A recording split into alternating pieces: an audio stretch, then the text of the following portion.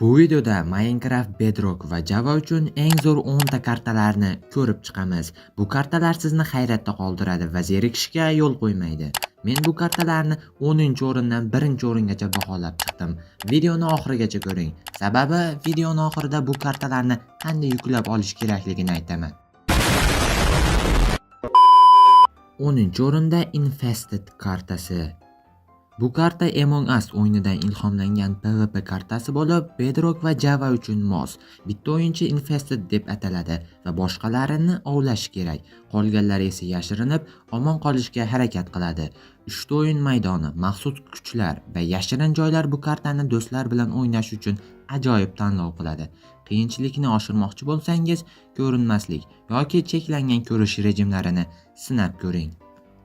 Kim bilmasa Minecraft Bedrock telefon uchun, Minecraft Java esa kompyuter uchun. 9-o'rinda Ant Farm Survival. Bu karta sizni chumollar uyasiga o'xshash tor va murakkab dunyoga olib kiradi. Har bir bo'lim yangi sinovlar bilan to'la va siz resurslarni oqilona ishlatib omon qolishingiz kerak. Bedrock va Java uchun mavjud bo'lib, bu karta sabr toqatingizni sinovdan o'tkazadi. 8-o'rinda Maze Runner. Bu karta sizni ulkan tosh devorlar bilan o'ralgan labirintga tashlaydi. Maqsad chiqish yo'lini topish. Lekin ehtiyot bo'ling, chunki eshiklar faqat kechasi ochiladi va bu vaqtda xavfli moblar paydo bo'ladi. Bedrock uchun maxsus ishlab chiqilgan, lekin Javada ham o'ynash mumkin. Sarguzasht va sirli o'yinlarni sevuvchilar uchun ajoyib tanlov. 7-o'rinda esa Deadly Orbit kartasi. Bu karta sizni xalqaro kosmik stansiyaga o'xshash muhitga olib kiradi. Gravitatsiya muammolari va cheklangan resurslar bilan ishlashingiz kerak. Bedrock va Java uchun mos. Bu karta o'ziga xos muhit va qiyin sinovlar bilan ajralib turadi. Do'stlaringiz bilan o'ynasangiz yanada qiziqarli bo'ladi. 6-o'rinda esa Escape the Skulk Rooms. Bu karta Escape Room uslubida bo'lib, skulk bloklari va jumboqlar bilan to'la. Har bir xona yangi sinov va sirni ochadi. Minecraft mexanikalarini yaxshi biladigan o'yinchilar uchun ajoyib tanlov. Bedrock va Javada sinab ko'rishingiz mumkin. Tayyor bo'ling, chunki bu karta miyangizni qattiq ishlashga majbur qiladi. 5-o'rinda esa Downtown 2116 kartasi.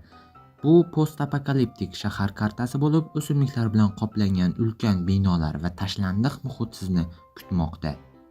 Bu karta kashfiyot va sarguzasht uchun ajoyib. Shaharni kezib, yashirin xazinalarni toping va o'z hikoyangizni yarating. 4-o'rinda esa Glenshire kartasi.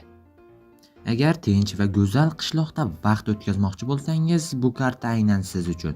Savdo-sotiq, qishloq hayoti va do'stona muhit bilan to'la. Bu kartada dam olish va ijodkorlik uchun ajoyib imkoniyat beradi. 3-o'rinda Cornered kartasi.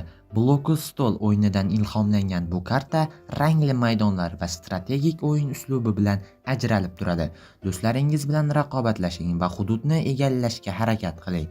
Bu karta qiziqarli va raqobatdosh tajriba taqdim etadi.